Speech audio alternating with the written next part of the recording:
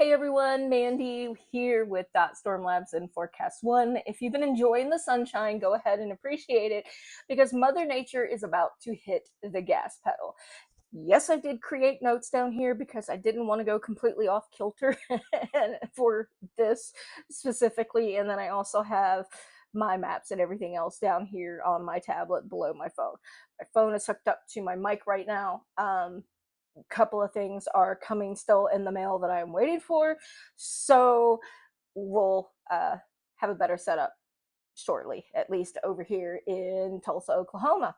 So, anyways, we're looking at several days of severe weather across the plains and Midwest with multiple rounds of storms, at least 2 days that could produce significant tornadoes. Tonight, storms are already firing across Colorado, Kansas, Nebraska, and Iowa and Missouri. Some of these storms are going to be capable of very large hail, wind gusts over 76, 75 miles per hour, and a few tornadoes. I'm sorry if I sound nervous. It's because I am. I normally don't show my face on video.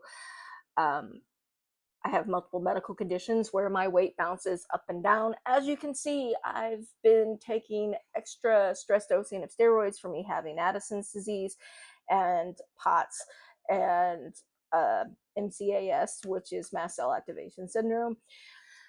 Have a bad ankle. It's in recovery and it's been stressing my body out, so I've had to adjust my medication accordingly. So I apologize in advance for that. Anyways, I need you to think of hail large enough to damage roofs, cars, crops, and with winds strong enough to knock down trees and power lines. Sunday, things are going to get a little bit more serious. Sunday has the potential to produce a few classic plain supercells. The highest concern stretches from northeast Colorado, Nebraska, South Dakota, southwest Minnesota, and northwest Iowa. These storms may produce isolated supercells with tight which you know what? I'm just going to one run this. If I make mistakes in this, if I get tongue tied, you know what? Just roll with it. It's getting out here for today and update. Tomorrow's probably will be better. I'm not going to make any promises though, because I'm going on not a lot of sleep right now. So, anyways, these storms may start as isolated supercells, which is the type that is capable and most commonly produces large tornadoes. Later in the evening, those storms are expected to merge into lines capable of widespread damaging winds. Monday is going to be, for now, the main event. Monday is shaping up to be the most concerning day in the forecast during this stretch. The bullseye is going to include northern Oklahoma, which is where I'm at, Kansas, southeast Nebraska. I'm personally not as concerned with southeast Nebraska as I am Iowa and Missouri and Kansas personally for Monday, but that's just me. I'm going to break it down a little bit more in the tomorrow's video for Monday. This setup literally has all the ingredients meteorologist and I watch for, including rich Gulf moisture. I have no idea what to do with my hands right now. Strong wind shear, intense instability, and a lifting storm system. Storms have the potential to produce strong to intense tornadoes, giant hail, and destructive winds. If you live in Kansas, Nebraska, or northern Oklahoma, this is the day to pay very close attention. I'm going to be paying close attention to it. Might even have a camera looking out my backyard because that's where storms usually start rolling in first and hitting my house. So we'll see about that. Tuesday and beyond, the cold front is going to be pushing east, bringing severe weather potentially into the Midwest and the Great Lakes. By the second half of the week, storms may continue across the south and southeast, but confidence in exactly where the greatest risk setup is lower. Reason being is right now it is too far out for one. As we get closer into the rest of next week, then we will know what we are dealing with. I have a low confidence on those days. That's simply just because I'm looking at the data and it's too far out, and I don't really start narrowing down until the 48, 24-hour mark before, and the day of, as things are getting together, because a lot of things can change between now and then. This is the kind of pattern where each day builds up, and then, well, how do I word this? This is the kind of weather pattern and days where each one basically builds on the day before it.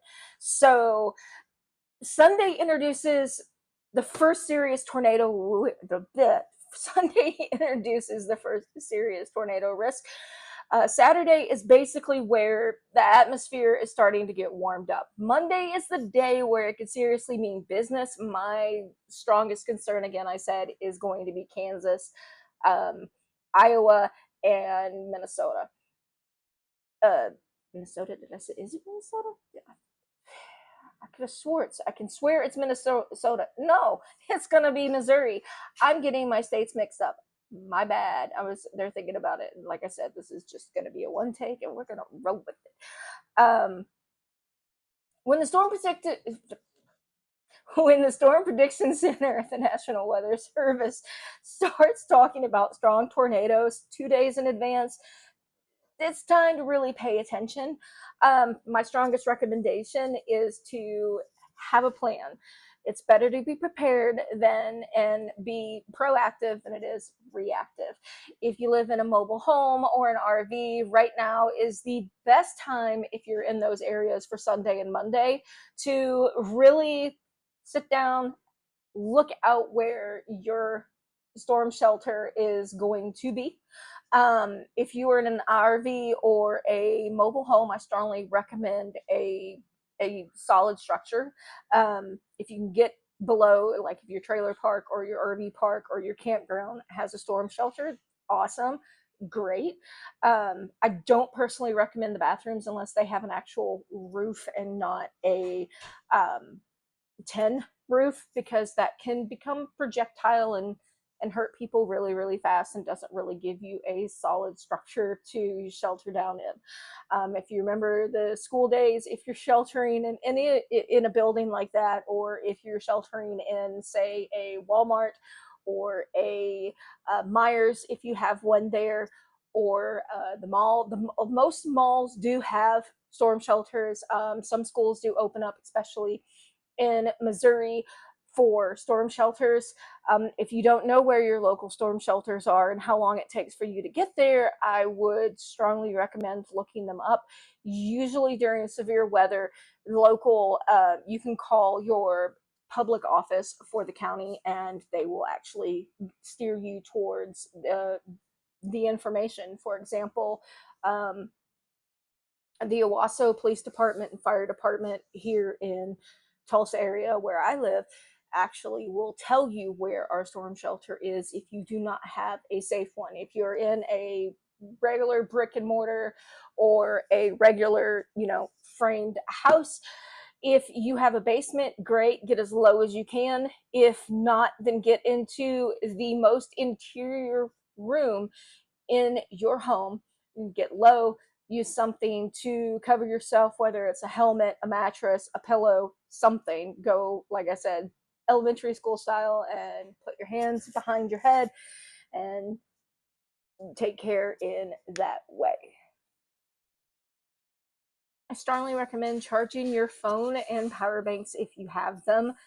Um, I would also review your emergency preparedness plan for,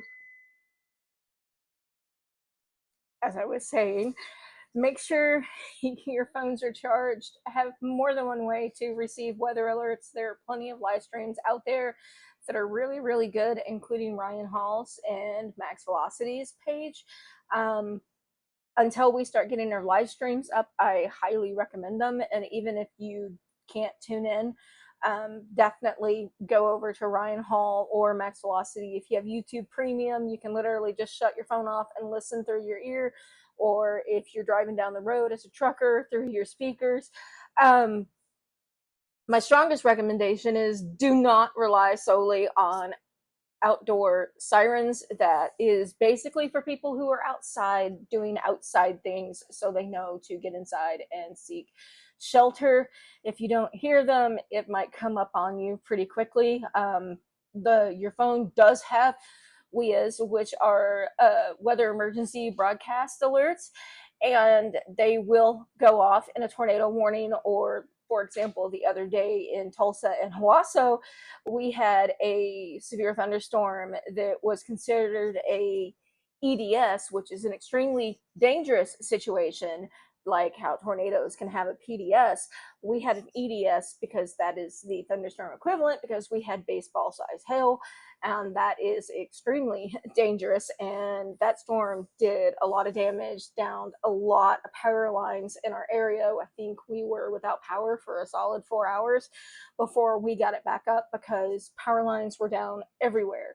Um, Other ways to get notifications, I personally recommend Barron Critical Weather alerts. They are amazing.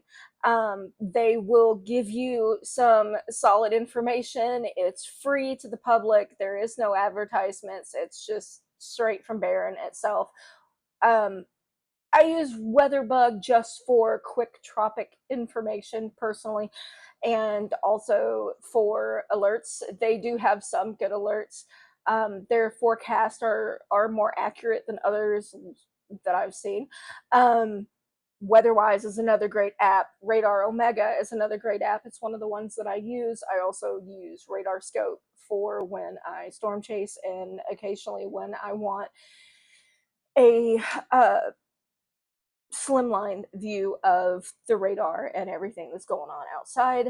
Um, Also, always recommend using a weather radio. That is one of your best tools.